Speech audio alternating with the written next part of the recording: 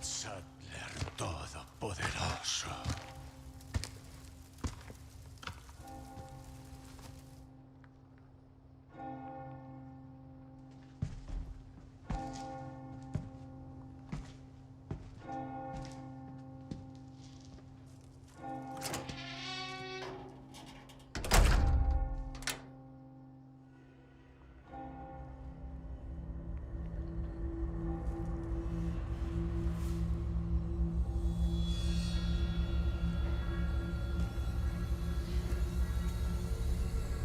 Where's everyone going?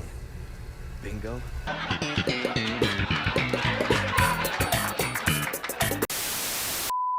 Resident Evil. We love Resident Evil, right?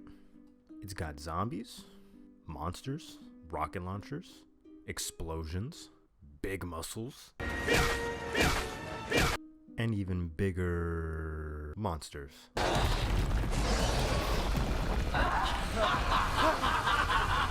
I'm keeping it real when I say I really love this franchise. The lore is deep, the stories are engaging, and the dialogue is pretty charming. Sometimes. Oh, Barry! That was too close. You were almost a Jill sandwich. You're right. Barry, thanks for saving my life. And look, not every game is great, or even feels good to play.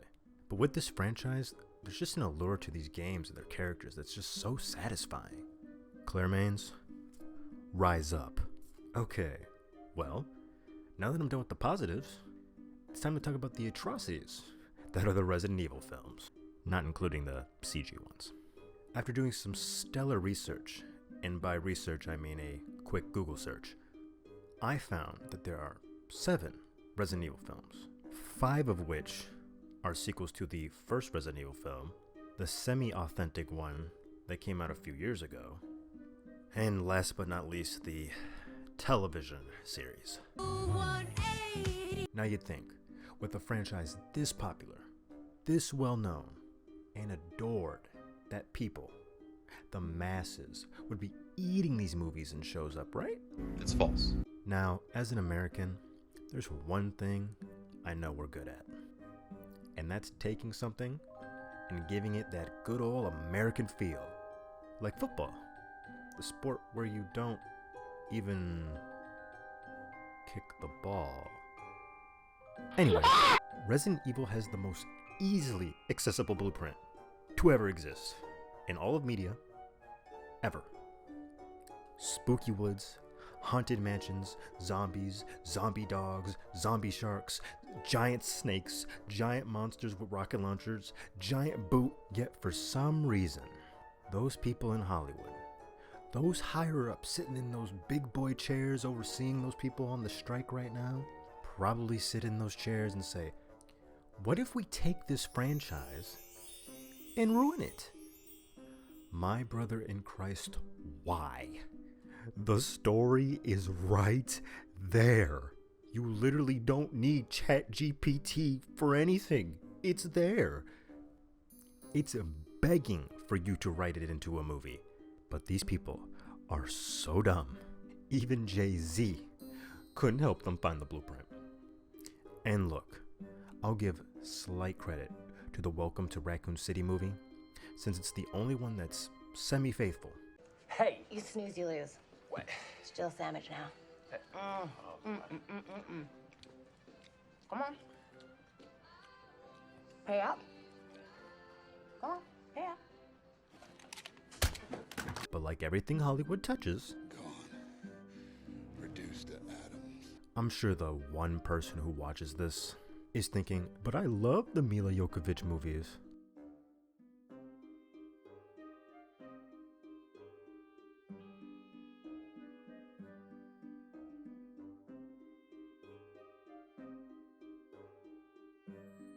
Ironically though, if I were to watch any of the live-action Resident Evil films, it'd probably have to be these, simply because they're so ridiculous that it makes it enjoyable.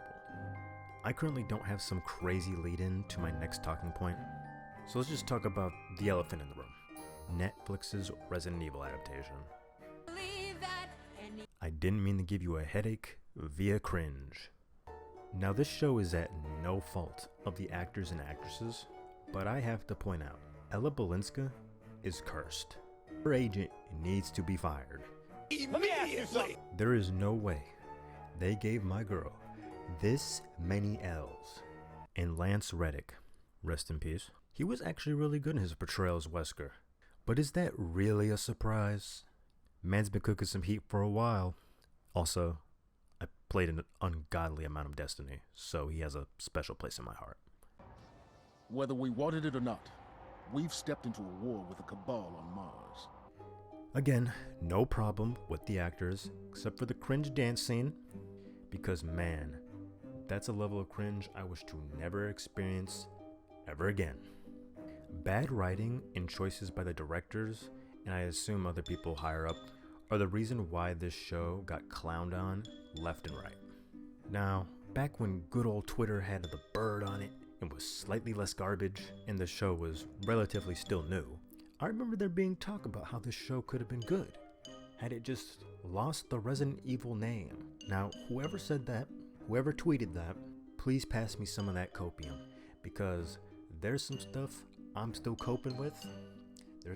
I need that copium now, because I have some feelings.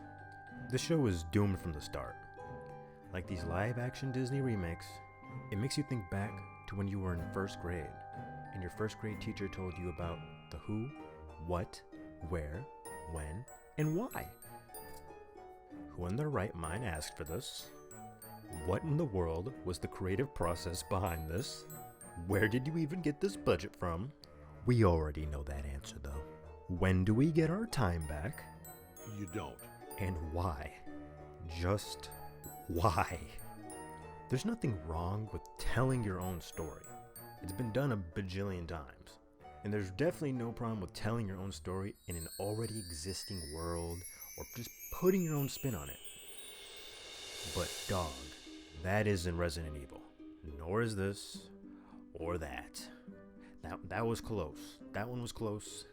But come on. These jokers, these absolute clowns, thought this wasn't goofy. Like at all. And look, the apple doesn't fall far from the tree. Because the games have their, questionable, goofy moments. But because I am the person I am, I let the games get away with it. Because when it comes to the TV shows and movies, I'm a hater. I thrive off negativity. In conclusion, Resident Evil games good, shows and movies bad.